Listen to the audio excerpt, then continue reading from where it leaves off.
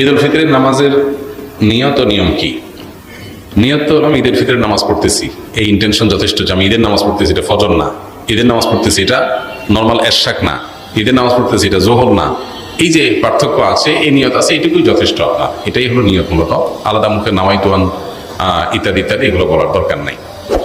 আর ঈদের নামাজের যে নিয়ম, সেটা হলো ঈদের নামাজ 2 রাকাত আদায় করতে হবে এবং 2 রাকাত নামাজের পরে খুতবা দিবেন খতিব সাহেব।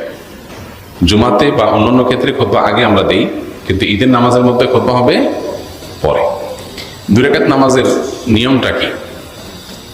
সাধারণ যে নামাজ পড়ি আমরা সেই নামাজের মতোই, শুধু পার্থক্য হলো এখানে অতিরিক্ত কিছু তাকবীর আছে। এই পার্থক্যটা আছে। অনেকে ঈদের নামাজ পড়তে গিয়ে একটু বছরে 1 বার 2 বার হয় যেহেতু ভুলে যান এবং গ্যাঞ্জাম লাগাই ফেলান।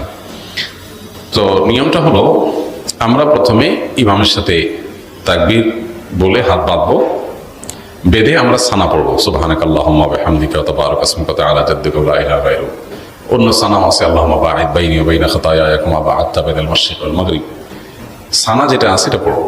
সানা পড়া শেষ, এরপরে অতিরিক্ত তাকবীর দিবেন ইমাম সাহেব। এই অতিরিক্ত তাকবীর আমরা কান পর্যন্ত হাত তুলবো এবং হাত ছেড়ে দিব। অতিরিক্ত তাকবীর কয়টা দিব এটারই মত পার্থক্য আছে। 2 মতের সপক্ষেই বিশুদ্ধ হাদিস রয়েছে। এ সম্পর্কে বিস্তারিত জানতে চাইলে ডক্টর খন্দকার আব্দুল্লাহ জাহাঙ্গীর রহমাতুল্লাহ আলাদা বই আছে এটার উপরে, ঈদের সালাতের তাকবীর নিয়ে, সেটা দেখতে পারেন। অর্থাৎ অতিরিক্ত তাকবীরের সংখ্যা 6 তাকবীর হানাফি মাযহাব অনুযায়ী, অন্যান্য মাযহাব অনুযায়ী 12 তাকবীর।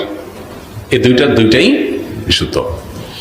তো অতিরিক্ত যে তাকবীর সানা পড়ার পর ইমাম সাহেব দিবেন, আমরা সাথে সাথে বলবো আল্লাহু আকবার, আল্লাহু আকবার, আল্লাহু আকবার। 3টা তাকবীর হয়তো প্রথম 2টাতে হাত ছেড়ে দিবেন, তৃতীয় তাকবীরের পরে হাত বেঁধে ফেলবেন।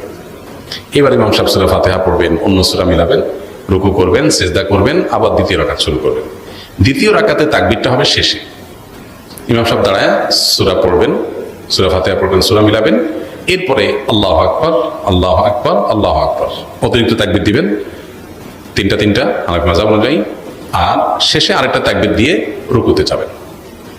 তাহলে 4টে হবে লাস্টে, 3টা অতিরিক্ত তাকবীর, একটা রুকুর তাকবীর, ব্যাস। এরপরে যথারীতি নামাজ, আত্তাহিয়াতু, দোয়া, মাসুরা, দুরূদ পড়ে আমরা সালাম ফেরাবো।